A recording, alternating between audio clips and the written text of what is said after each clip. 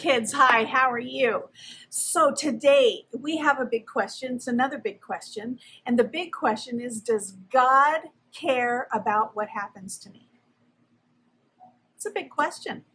I mean, we've been talking about this for a couple of weeks, the things about God, the things that are hard to think about because, well, he's a big God and we don't get to see him or anything like that. So these are big questions. And I think about it all the time, don't you? I mean, does God really care about what happens to me? I mean, stuff happens to me on a regular basis. Doesn't stuff happen to you on a regular basis? And can't that be a hard thing? So anyway, I think this lights too. Right, there we go. That's a little better.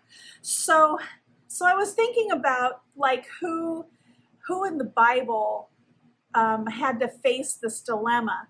And have you ever heard of Esther? There's a whole book on Esther, and you should read it, especially if you're a girl. But everybody should read it. It's a great story. It's kind of it's a romance. It's a battle. It's everything. It's kings and queens and mean girls and stuff. So yeah, you should read it. You should totally read it. So before we get into that, though, when you think about God caring about you, really caring about you, did you know there are 7.8 billion people on the planet? It's a lot of people. Did you know that, let me see right here, there are 4 babies born every second.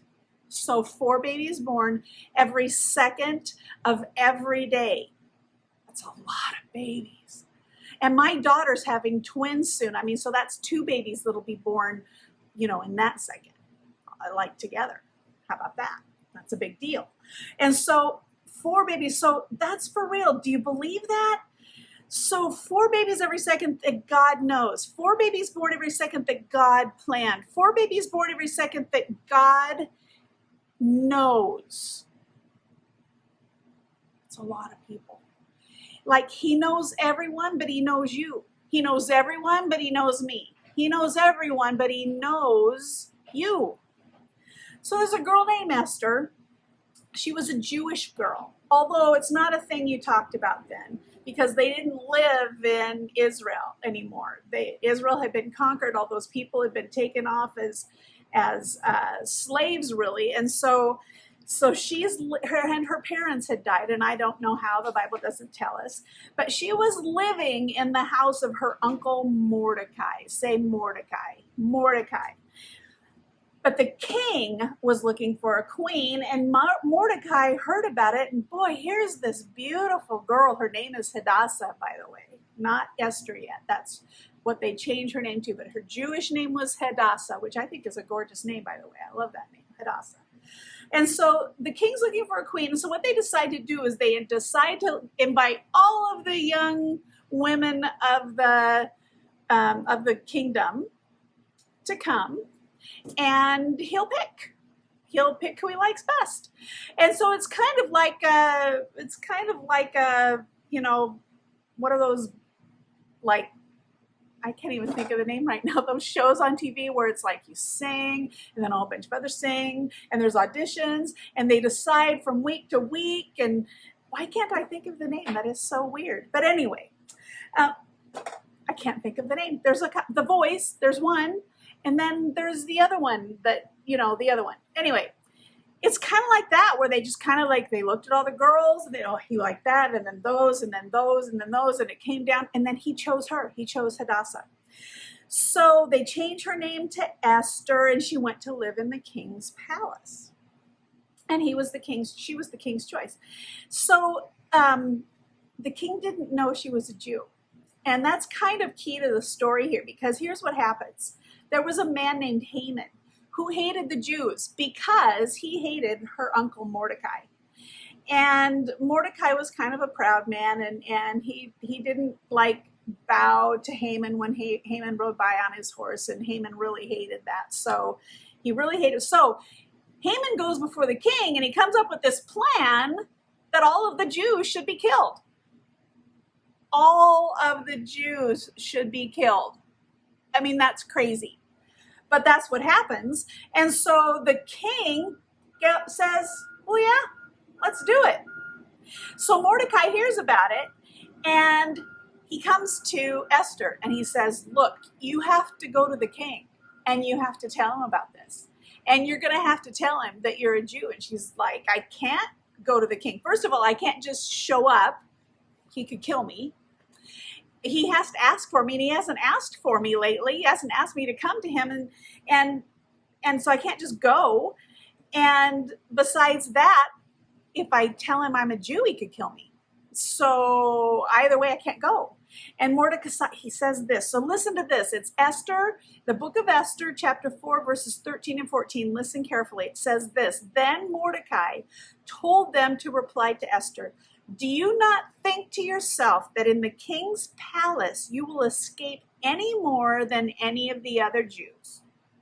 For if you keep silent at this time, relief and deliverance will rise for the Jews from another place. But you and your father's house will perish. And who knows? Here's the line, and you hear it a lot. So I want you to be thinking about this. But who knows whether you have not come to the kingdom for such a time as this? Hi, I'm so excited you're here. So welcome to my YouTube channel. It's good to be queen. Make sure you hit subscribe right there and then click the little bell and then you'll get notifications when I go live. So OMG, I mean, that's, oh my goodness, because we can't say his name, but I haven't posted in a while because it's just been crazy. That's right. I'm queen. And remember my name was Hadassah. That's like my Jewish name, but they changed my name to Esther. What do you think about that?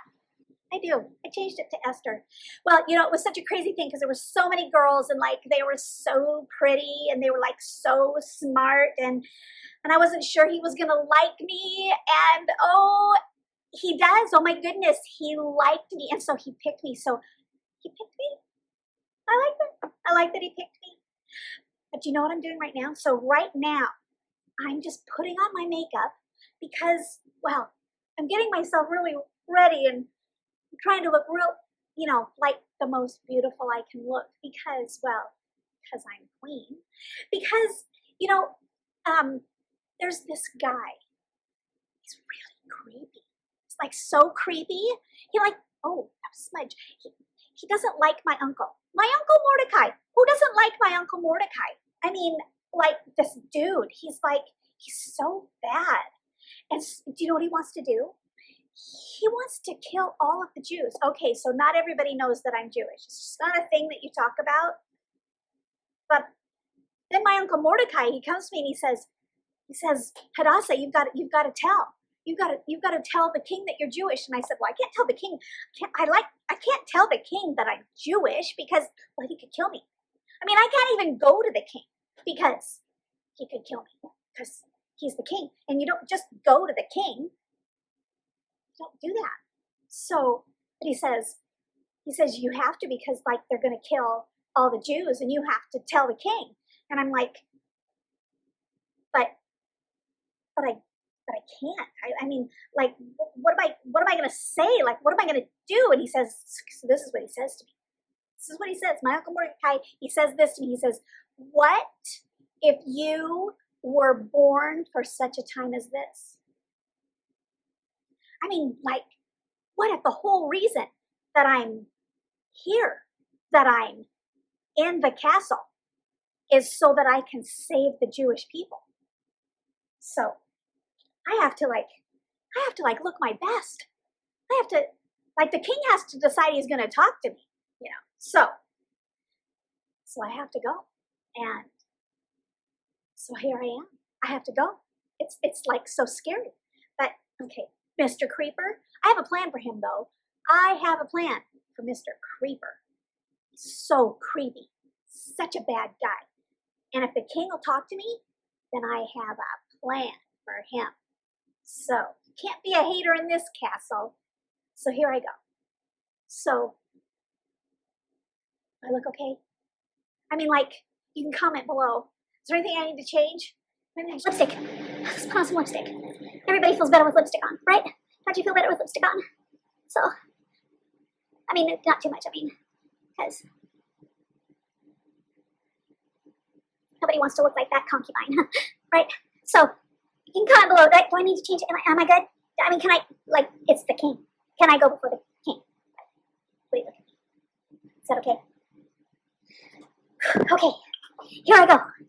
Keep looking ahead, because I'll be back.